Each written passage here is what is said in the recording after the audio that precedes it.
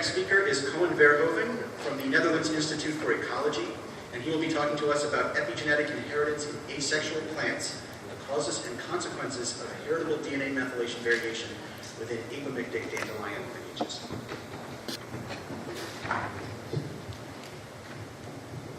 All right, Josh, thanks. Thanks for inviting me to present some of our research here. So I'm going to talk to you about epigenetic inheritance in asexual dandelions. So why asexuals? I think there's several good reasons why to explore epigenetics in asexuals, and one of them is just an argument of convenience. If we're interested in epigenetic inheritance or epigenetic variation, I think it's much more easy to expose its effects in systems that lack or have very limited genetic variation. And so that's just for convenience. I think it's also possible that it's more relevant for ecology and evolution in asexuals. If lineages have to find their way in evolutionary terms without genetic variation or with very limited. And so if there's another mechanism that can give heritable variation, that could be more important for their adaptation, their adaptive capacity. And there's also a possibility, this is not really known, but it's a possibility that due to the circumvention of normal meiotic processes, there may be a chance of higher transgenerational stability of some of the epigenetic processes. So lacking the normal process of sexual reproduction may actually promote the transgenerational effects of epigenetics. So in my lab, we mostly study dandelions. Dandelions, I think, are a really nice system. That is one of the systems where you have, within the same species, both sexual and asexual types. So the sexuals are diploids, outcrosses, and they occur mostly in southern Europe. And the asexuals are apomicts, so apomicts produce seeds, but they're clonal seeds, and we all know dandelions, they produce seeds, but they're clonal copies of the mother plant, and not through self-fertilization, but actual asexual reproduction. And the way that these apomicts arise is in this southern area through back crosses between apomicts that still produce pollen, and they're triploid apomicts, they produce pollen of different polyploidy levels, so haploid, diploid pollen, and also lots in between. And it turns out that some of the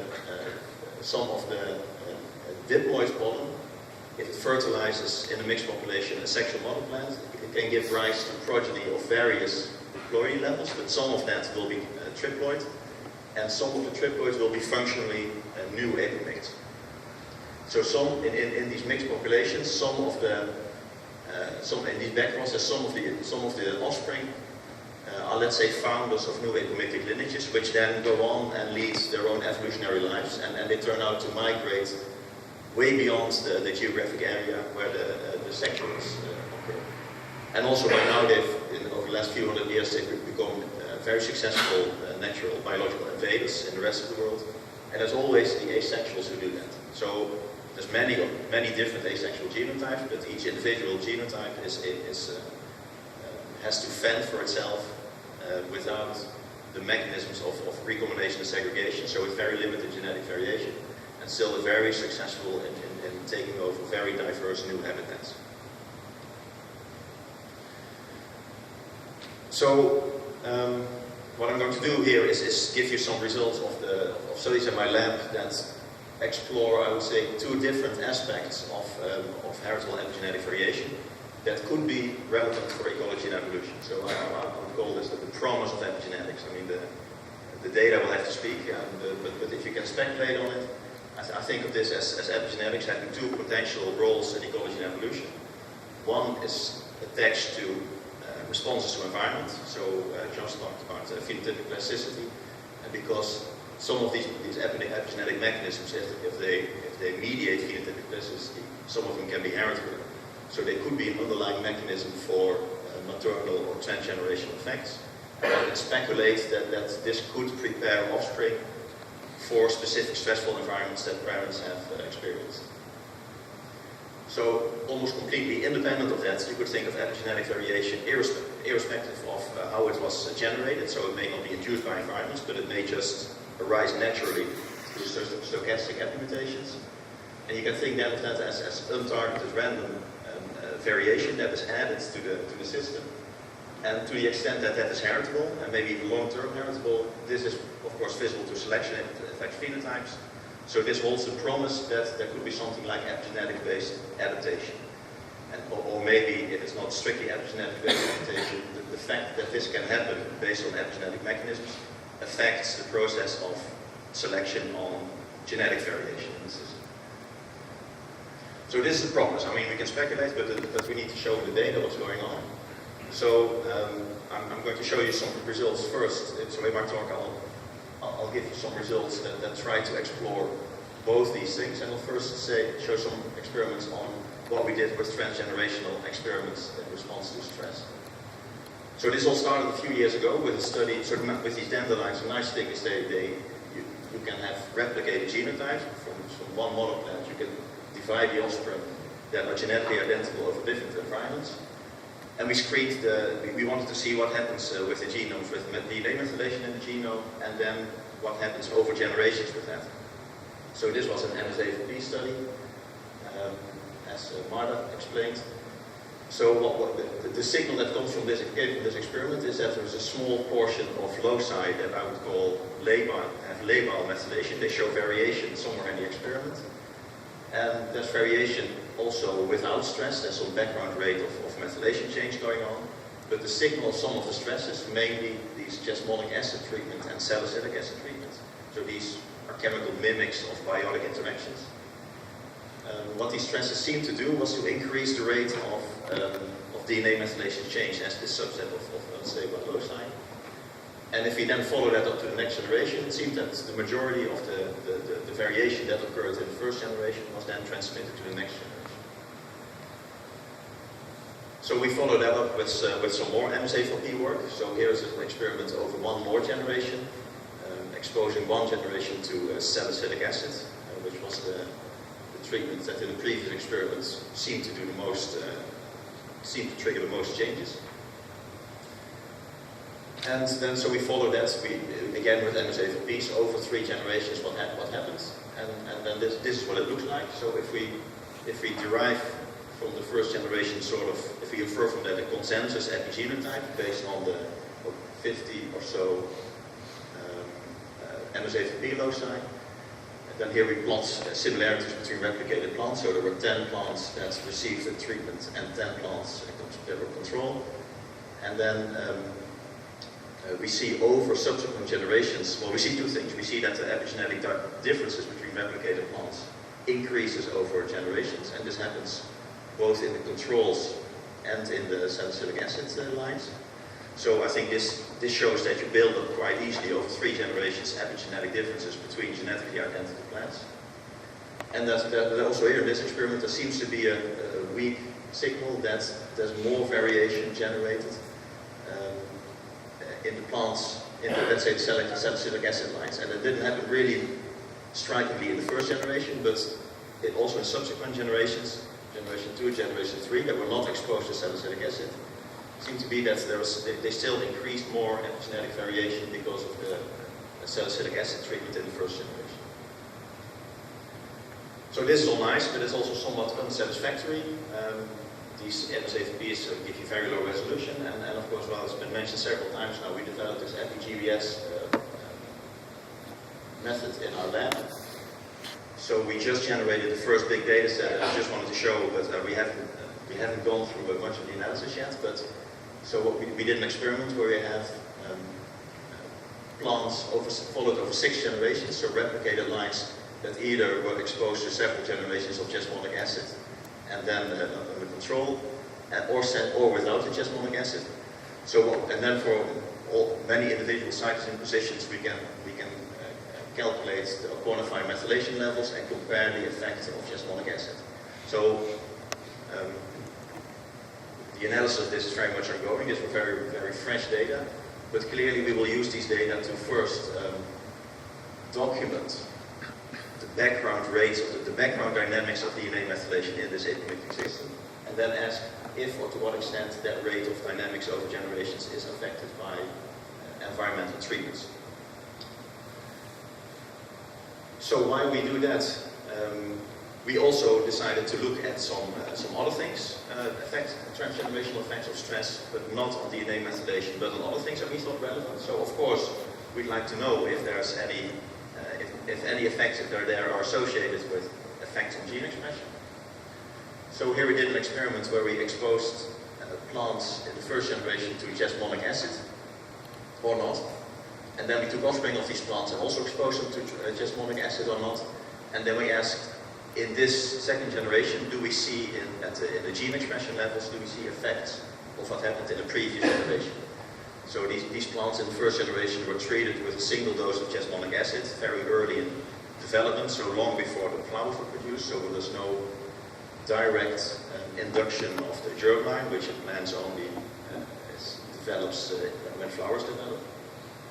So we're interested to see, so is there, if we look at gene expression, first if there's an effect of jasmonic acid itself, but more importantly, what is the effect of the parental treatments? So we did an RNA-seq study to identify differentially expressed genes first in these plants in the generation that received the jasmonic acid treatment. And then you see, so we build our own transcriptome, and then we see that a few hundred, well, depending on the significance threshold, the direct jasmonic acid effect, there's clearly many genes that are differentially expressed in that. This is known from literature. And if you look, well, you may not be able to read it, but if you look at the gene ontology enrichment analysis, then the categories of genes that are affected by the jasmonic acid treatment in this generation, they clearly show that the treatment was very, I mean, it did what we thought it would do. There's all the categories that are enriched. Many of them are related to jasmonic acid or biotic interactions. So we trust this experiment. And then if we look at was there still a significant effect of what had happened in the previous generation, then the answer to that is yes. And of course, it's much weaker than the direct jasmonic acid effect. But we still find 10 or 20% of the number of genes that responds directly to jasmonic acid. About 10-20% of the genes also are differentially expressed, not because of jasmonic acid that they received, but that their parents have received. So something transfers from parents to the offspring that affects transcriptome activity in the next generation. It doesn't have to be methylation, it can be anything, we cannot tell of course from this. But it's good to know that these effects, that there is something that is affecting gene activity. So then one other experiment, one other thing that we looked at as a consequence of stress in one generation and how that affects subsequent generations is we sequence small RNAs in these experiments. So small RNAs, of course, they're quite interesting because they play important roles in the regulation of gene expression. So in plants you have small RNAs of several lengths, 21 and 24 length. Small RNAs are very important and they can affect gene expression in different ways. So for instance, they find a signal of double-strand RNA and it can be used to either silence a locus by directing DNA methylation to the locus, so transcriptional gene silencing, or if they can affect the gene expression, not gene expression, but the activity of a gene by chopping up transcripts. So the small RNAs guide enzymes to other RNA molecules to chop them up and thereby, let's say, silencing the gene in the post-transcriptional manner. So these small RNAs play an important role in the regulation of transcriptome activities. And interestingly, they also have the capacity to travel from one generation to the next. So there's all these studies that show that from soma to the germline in developing germ cells, some of these small RNAs may be loaded to the cells that become the next generation. So there's potential for transgenerational effects involving these small RNAs.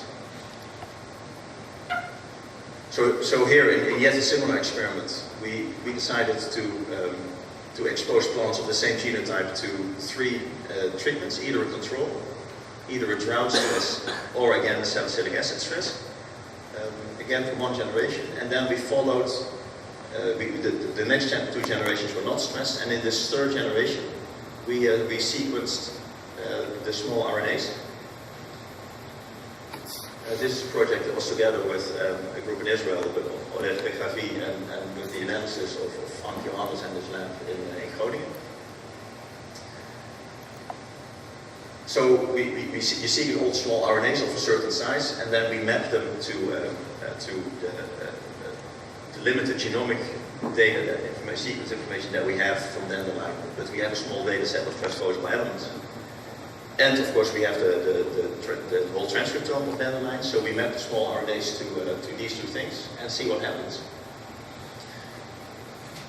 And the first simple result is that if you take, for instance, the small RNAs that map to transposable elements, and then you look at the distribution, the length distribution of the small RNAs, then we see, for instance, in the controls that about 11% of the small RNAs have length of 21 nucleotides, and there's a higher proportion that's 24 length nucleotides.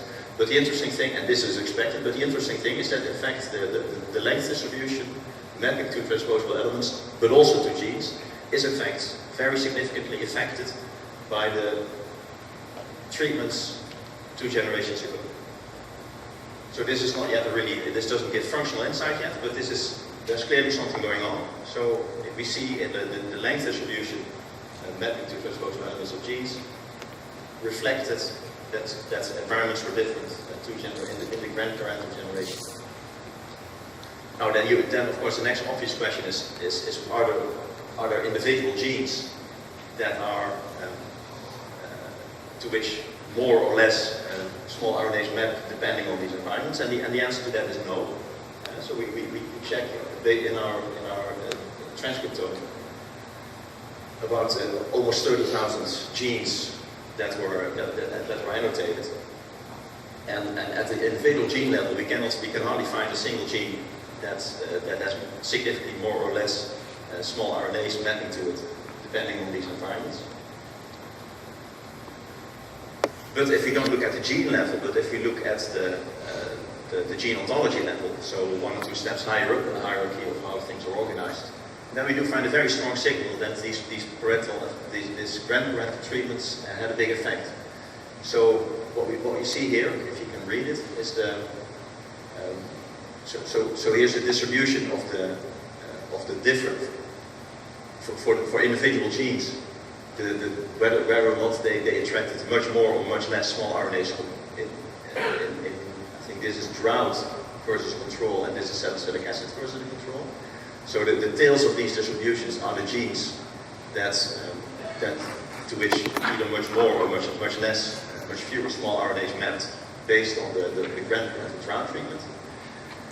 And then we ask if the tails of these distributions, even when individual genes are not significant, if it's not significant, whether the tails of the distributions are enriched for certain specific gene ontology categories that we selected because we thought they were specifically relevant for water stress or salicylic acid processes.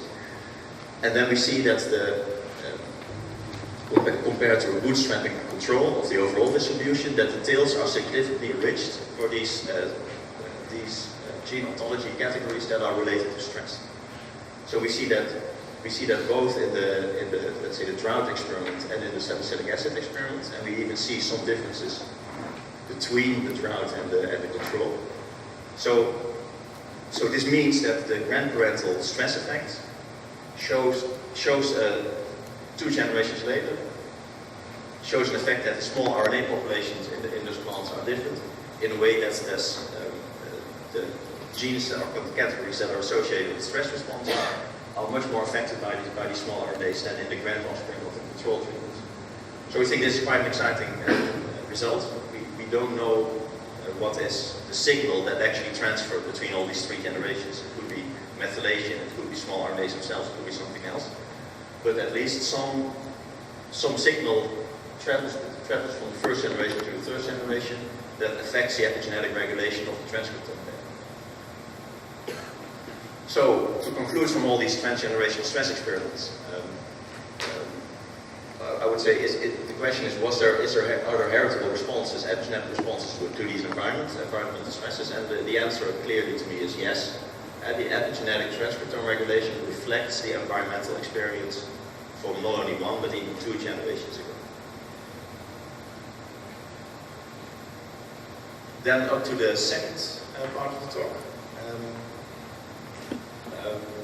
So the other thing that we think that epigenetic variation in these asexual lineages can contribute to is the idea that you can have heritable variation generated through maybe stochastic epigenetic mutations that can then affect heritable phenotypic variation, or that can trigger heritable phenotypic variation within a uniform asexual lineage. So to get some insight into this phenomenon, we decided to track a single asexual genotype. So we collaborate with dandelion taxonomists who can recognize phenotypically some of the widespread asexual dandelion lineages. So they provided us with seeds from different locations of the same, what they thought was the same clonal lineage. And we confirmed with microsatellites, we had a large panel of microsatellites, that these plants were indeed belonging to one lineage. And for the majority of the plants, the ones that we proceeded with in the experiment, that was the case. So I'm going to show you the results of plants that have exactly identical multilocus genotypes at a large panel of microsatellites. And the first thing that we did is we asked, well, do these plants from the same apomictic lineage, do they differ phenotypically? So are there heritable differences in a trait that we would find relevant? So we screened for flowering time differences, and so the answer to the question is yes. Plants, I call them accessions within that lineage, that show very significant differences in flowering time. They also show very significant differences in DNA methylation, again, as captured by these MSA4Bs, so we cannot derive any function from this, but in a heritable way, they differ in DNA methylation, and we see that because replicated plants from the same accession look much more similar to each other in their epigenetic profile than plants from the other accessions. So I think about 75% of the variation in the profiles was tied to accession. And so again, it's unclear what is the functional meaning of this, but if you correlate the variation in the methylation profiles with the variation in flowering time or with geographic distance, then distance does not associate with flowering time, and it doesn't associate with DNA methylation, but overall genomic DNA methylation does seem to correlate with flowering time differences. So we did an experiment to see if we could tease out if there's in fact causality between DNA methylation differences and flowering time differences. And to do that, we screened in the next experiment. We screened flowering time differences between a subset of these accessions, but one time with and one time without a treatment that partially demethylates the genome. So you have these methyltransferase inhibitors, zebularine or azacitidine. They function to demethylate the genome. It's quite a crude treatment, and it doesn't demethylate the whole genome, but it does then demethylate part of the genome. And we argued if there's differences between these accessions, if these are in fact caused by differences in DNA methylation between the accessions, then we should be able to make these phenotypic differences go away if we take away the DNA methylation differences. So we did an experiment. Actually, we did 2 experiments. One without a fertilization treatment and one with a fertilization treatment. We didn't know this genotype very well yet. Some dandelion genotypes require a cold period before they can flower. So we just did the experiment twice, one with and one with a cold period. And what you see here is cumulative flowering time distributions of 6 accessions that were included in the experiment. So this is time, and this is one wall color is one genotype with replicated plants, and we just kept track of when they started flowering. So about 50% of the plants start flowering here. And if you test this, there are significant differences in flowering time between the accessions, both especially in the fertilized, but also in, I would say, in the non-fertilized experiment. This confirms what we knew from the previous experiment. So yes, these accessions differ in the flowering time. But the big question is what happens with these patterns if we add one of these treatments? And sure enough, differences between in flowering time between accessions went away if we grow these plants with seminary. So the effect of the treatment was not really that there was a consistent shift to earlier or to later flowering. And the effect in both of the environments was that it synchronized flowering. So the differences in flowering time went away with the treatment. So the question, I think the question was, the DNA methylation differences, are they causal to flowering time differences? And I think the answer to that now is yes. And the differences are causal to, so you get divergence in DNA methylation within the apomictic lineage, and this causes flowering time differences. Of course, the next, I think this is a nice result too, but the next question is what causes these DNA methylation differences? And this is an old asexual lineage. We cannot find any genetic differences at the microcell levels, but sure enough, there's many mutations that have accumulated. So I think the next question for this research is trying to tease apart whether this is in fact autonomous epigenetic variation or genetically induced epigenetic variation. And one line of research that we're following at the moment. And so you have these. I think we showed that we have epiallelic variation affecting flowering time variation, but whether the epigenetic variation is spontaneous or, for instance, caused by transposable element insertion close to a flowering time gene in one of the accessions, that is something that we're trying to explore now.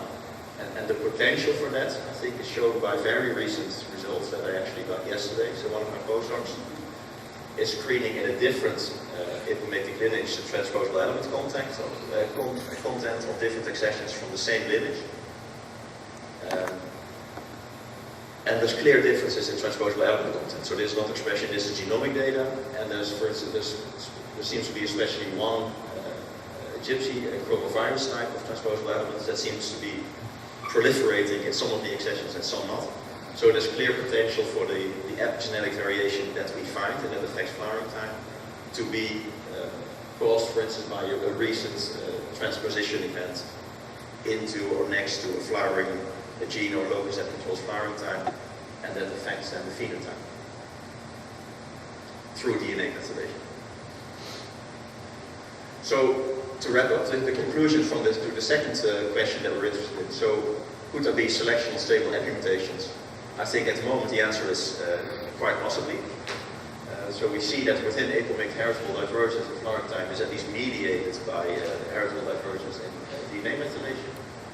But whether or not this is autonomous or genetically triggered epigenetic variation remains to be determined. So to finalize, I think the takeaway from this is that I hope I convince you, that I told you that asexual plants are suitable models for ecological epigenetics. I think our studies clearly show that epigenetic mechanisms mediate transgenerational environmental effects and affect the within lineage natural divergence within such an apomictic. And I think also a very important message is that this research can only be taken so far without having a reference genome to look at higher resolution effects of whether or not epigenetic variation is autonomous or not. And this clearly is number one on the list of priorities to follow up this work. And with that, I'd like to thank the people at my institute working on the dandelion research. Thomas is here. He did the Epigenetics, and he gave a presentation on that yesterday. The botanical specialists in the Czech Republic, people in Florida that were involved in the RNA-seq, and people, Frank Johannes and Odette Regavi, that were involved in the small RNA study. And with that, I'd like to take questions.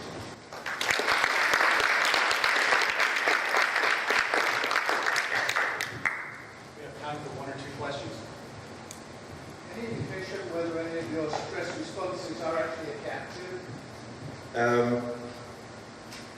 We did one experiment in which we treated first generation with jasmonic acid, and then in the next generation we let caterpillars choose between offspring of treated plants or offspring of controlled plants. And we found in one experiment that the caterpillars preferred the offspring of non-treated plants. So that experiment suggested if you treat these plants with jasmonic acid, they produce offspring that are better defended against specialists. So there is this indication.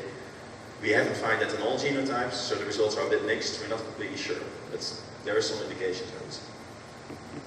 Yeah, I wanted to follow up with a similar question. I mean, I understand why you do it this way, and it's very nice that you can show these epigenetic effects. You have a treatment, and then you have control generations, and you see that the differences persist. But in nature, there probably isn't a control generation. You know, one year it's too hot, next year it's too dry, next year herbivores come. Yeah. And so this flexibility in a way is sort of disturbingly, I mean, so, you know, it's almost too much to, and so I'm curious about your response to that thought. Yeah. No, so I completely agree. So I think at this stage we're just trying to demonstrate whether the mechanism exists, yes or no. This is a big, to us this is a big question.